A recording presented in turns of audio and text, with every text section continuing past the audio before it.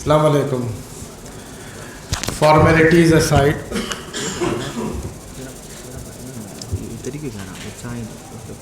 ही तरीक़ो आहे न न। अच्छा, मां सॼो पेपर था ॾेखारियो।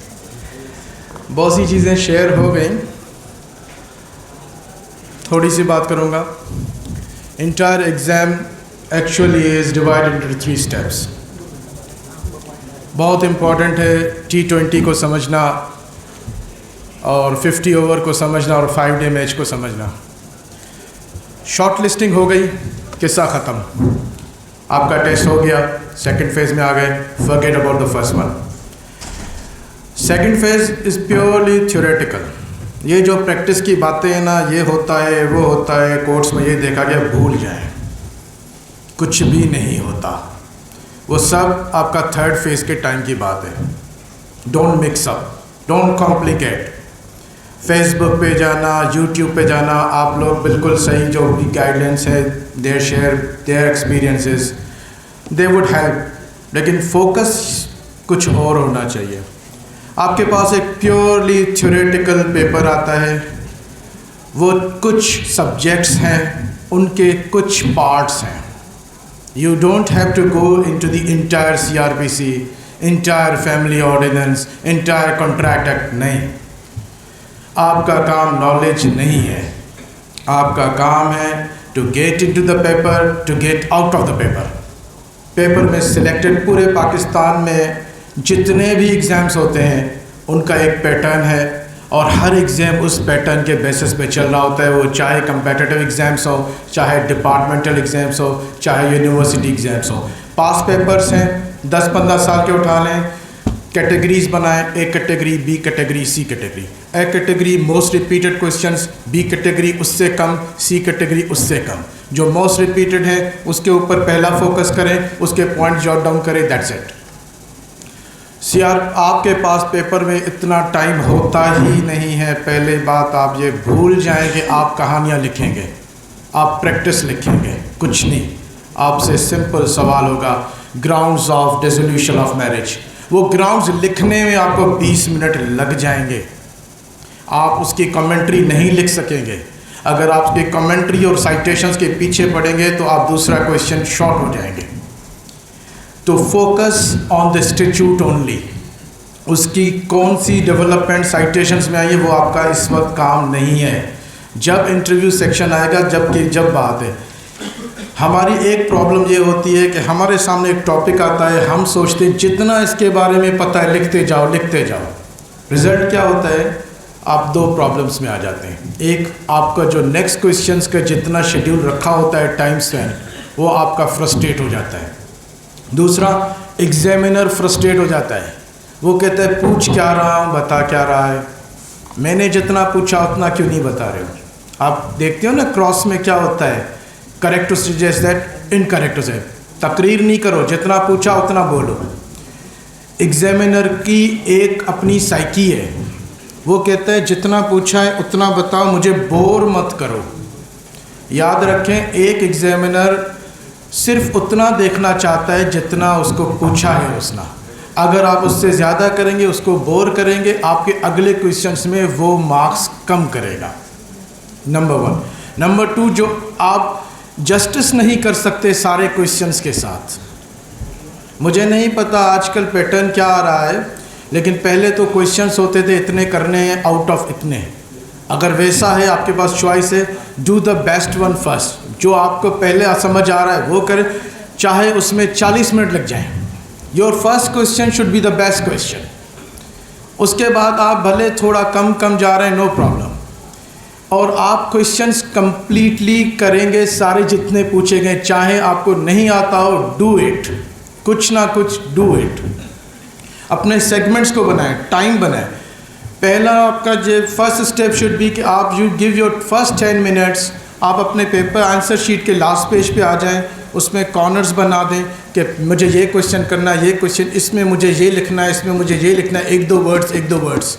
यानी वो जो फर्स्ट मेमोरी आपके माइंड में आती है, that actually reflects what you are going to produce in the paper।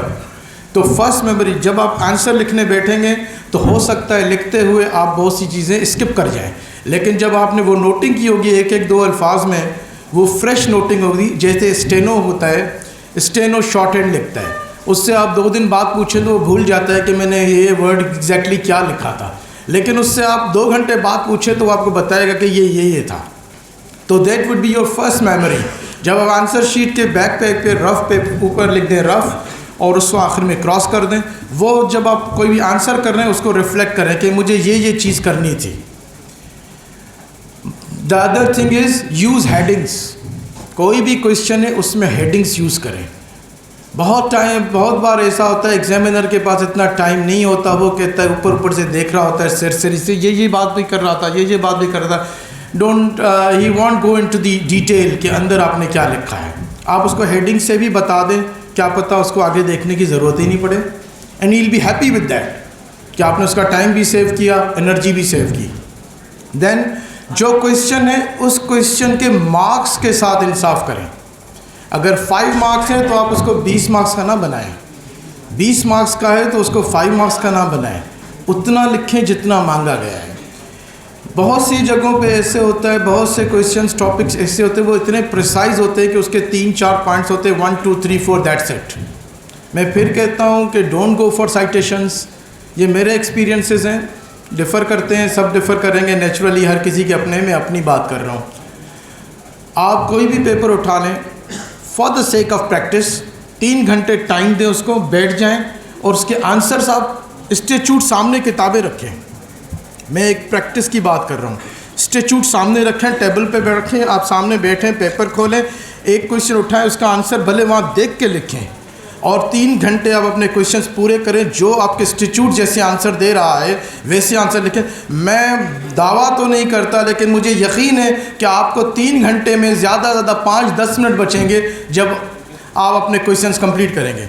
और वो ऐसे क्वेश्चंस कंप्लीट करेंगे, ना उसमें कोई साइटेशन होगी, ना उसमें कोई एक्सप्लेनेशन होगी, कुछ नहीं होगी। इसका मतलब ये होगा अल्टीमेटली कि अगर आप दूसरी चीज़ें ला रहे हैं तो आप मेन फोकस को छोड़ रहे हैं जो वो मांग रहा है। दूसरी बात आ गई कि लैंग्वेज जब इंस्टीट्यूट के ऊपर आप जाएंगे तो उसकी लैंग्वेज ही डिफरेंट है। उस लैंग्वेज को जब आप रिफ्लेक्ट करेंगे अपने आंसर्स में तो मोर और लेस अगर जो वही अल्फाज लेके आएंगे तो आपकी अपनी टेस्ट है ही नहीं है। अगर मैं ये कहूँ कि ये नॉलेज बेस्ड नहीं है तो मेरे ख्याल में मुझे नहीं लगता, क्योंकि इट इज़ नॉलेज बेस्ड। एक हो गई शॉर्ट लिस्टिंग, हो गई आपके छोटे छोटे पॉइंट्स पता थी, आपने क्वेश्चन आया वो fill in the blanks MCQs कर लिए, ख़त्म हो गई बात। डिस्कशन पीरियड आपका आएगा जब इंटरव्यू है, that will be discussion session, उसमें बहुत सी बातें होंगी, डिविएट भी करेंगे सब। लेकिन जब आप आंसर कर रहे हैं अपने रिटन एग्जाम को, that is purely theoretical, purely legal, purely through the books, nothing out of the books, simple as that, number 1। Number 2, all books are not to be read in entirety. Selected सवाल हैं, आपने ना PhD करनी है, ना आपने उसको ये दिखाना है कि मैंने मास्टर्स किया हुआ है, LLM किया हुआ है, थीसिस किया हुआ है, कुछ भी नहीं है। जितना पूछ रहा है पुलिस रिपोर्ट के बारे में 173 बता, जितना पूछ रहा है उतना बताओ। इंजंक्शन की बात कर रहा है, सीधी 56 सीधा पड़ा हुआ है, वही एज इट इज़ लिखना है।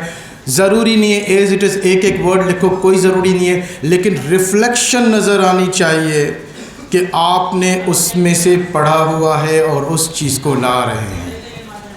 सुप्रीम कोर्ट तक आप देखते हैं आज तक इंस्टीट्यूट से रिप्रोड्यूस कर रहे होते हैं चीज़ों को, इन्वर्टेड कॉमास में कि सेक्शन फला इज रिप्रोड्यूस एज अंडर, उसके बाद फिर एक्सप्लेन करते हुए भी कहते हैं कि ये सेक्शन ये कह रहा है। आपका पूरा महमूद, आप पूरा शौकत महमूद, आपकी पूरी लॉ की किताबें साइटेशंस की रिप्रोडक्शंस हैं, और वो रिप्रोडक्शंस इसी तरह के इंस्टीट्यूट की लैंग्वेज को रिप्रोड्यूस कर दिया है।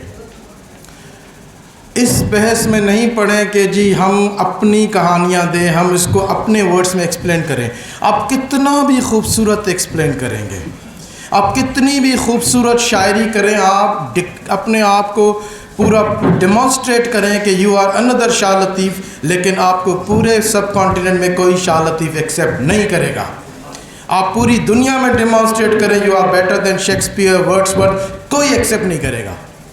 आप एग्जामिनर को कितना भी बता देगा आप कितनी फ्लोरियन खूबसूरत लैंग्वेज लिखते हैं, वो उसको कम समझेगा बनिस्बत जो स्टैट्यूट बोलता है वो उसको बेहतर समझेगा। मेरी इतनी समझ है। This is simple, there is no rocket science. जो किताब है वही किताब है, उसमें जितने सवाल आपके पास कैटेगरीज में ABC हैं वही हैं, कोई इधर उधर भागने की ज़रूरत नहीं है। That's it, thank you.